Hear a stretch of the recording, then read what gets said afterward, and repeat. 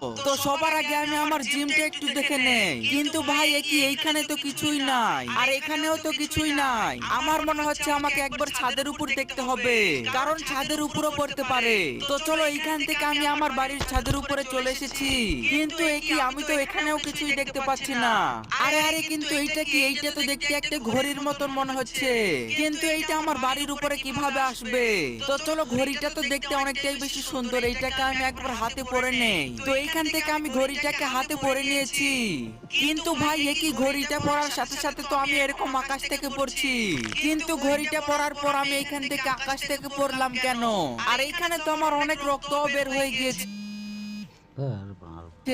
আর আরেকটু অবাক করার জিনিস আমি দেখতে পাচ্ছি, সেইটা হচ্ছে আমার হাতে সেই ঘড়িটা আর নাই। তো চলো, আমার কেমন যেন একটু অদ্ভুত অদ্ভুত লাগছে।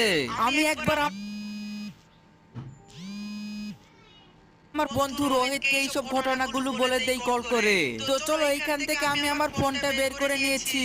কিন্তু ভাই আমার ফোনটা বের করার সাথে সাথে তো এইটা একটা নতুন অপশন চলে এসেছে। ভাই আগে তো এই অপশনটা আমার ফোনে ছিল না। তো চলো, এইটার উপরে একটা ক্লিক করে দেই। আরে ওইটার উপরে ক্লিক করার সাথে সাথে তো আমার সামনে কতগুলো ভয়ঙ্কর ক্যারেক্টারের ছবি চলে এসেছে। কিন্তু এগুলো আমার ফোনে কিভাবে আসলো? আমার মনে হচ্ছে এগুলো সেই ঘড়িটার জন্যই হয়েছে। তো আমি এখন একটা কাজ করি, আমি এই গ্রানিটার উপরে একটা ক্লিক করে দেখি কি হয়। আরে ক্লিক করার সাথে সাথে তো আমার সামনে একটা টেক্সট চলে এসেছে। আর এইখানে তো লেখা আছে মিশন 1 কিল 5 গরিলা। তার মানে কি আমি 5টা গরিলাকে মারতে পারলে আমি সত্যি